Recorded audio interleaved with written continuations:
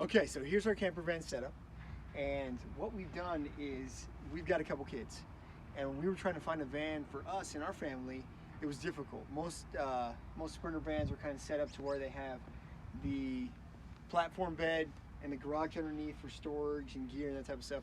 Totally cool, totally dig it, but it just didn't work for us. So what we've done here is we've designed a van. It still seats 3 in the bench seat up there, but it can also sleep an entire family, and we can accommodate everyone. We can cook inside, we can eat inside, we can play games, we can do all those things. So what allows us to do that is the dinette. So the dinette, we've got 2 benches here, and then we have a pull-out drawer in the center. So the drawer is 48 inches, and it's about 10 inches deep. It's on 500-pound slides, so it'll hold whatever you can throw in it. We also built in a little cubby down here where a folding table can go. So if you have one of those lifetime plastic folding tables, fold it up, tuck it in there, it's out of the way until you need it. Also, we have a Southco lock, so it's nice stainless steel lock, so you can lock it up, keep things in here full time, so when you're gonna go head out for the weekend, you don't have to worry about packing it up. It's already packed, van's ready to rock. So it slides in nicely. And then over here on this side, in this portion of the dinette, we just have a nice little Pendleton blanket here, but you flip it up and you've got 2 5-gallon containers of water and then tons of storage. We left this one open so that way you can store firewood, longer items, different things, you got fishing poles or whatever, because it's 52 inches. It's the same width as the bed above. And then over here, we've got just a normal bench, and then the bench top comes up and you've got copious amounts of storage. Tons of storage. You've got your fuse panel and then your breaker there to turn off everything, and that supplies power to everything. We've got a max air fan up here, and you can keep that on even if it's raining because it has a little shroud over the top. We've got 3 areas of lights, so you've got your front lights, middle lights, and then the rear lights here over the dinette are controlled by this dimmer switch right here. So you can turn it up or you can turn it down. Set the mood any way you like. And then we also have a LED light here that has a switch, so that way when you have the drawer open, in the evening you can see everything. Or you can pivot the door out, and you now have this area is lit. So it's kind of nice. Then over here we've got 2 USB ports here. They're 2.4 amps each, so you can charge cameras or you can charge phones, iPads, whatever. And then the actual dinette itself, we have a Lagoon table mount, which is pretty sweet. Swivels in place, so you can move it as people get in or out, or you can turn it over like this, so the person cooking then has more counter space. So you got that counter space plus this. So that's kind of nice. But what is really sweet about it is you can adjust it. So you can loosen it up, and then it pops off its mount, just like that. And this is how you turn it into a bed. So take that off, tighten it up, and then you have this leg here, and that, once it's loosened, slides right off. And this is how you go into a bed. So then you take the table, and we built rails on the side right here, and the rails hold up the table. So you got your table right there, and then we have a single piece that just pops in right here. So just to make up the difference. And then the 2 cushions come from the back, and you then pop them into place,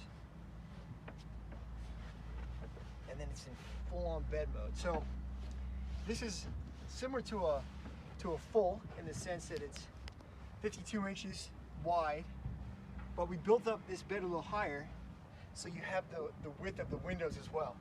So I'm 5'10", 5'9" 3/4", and I fit a couple inches up here, about 1 inch down at my feet.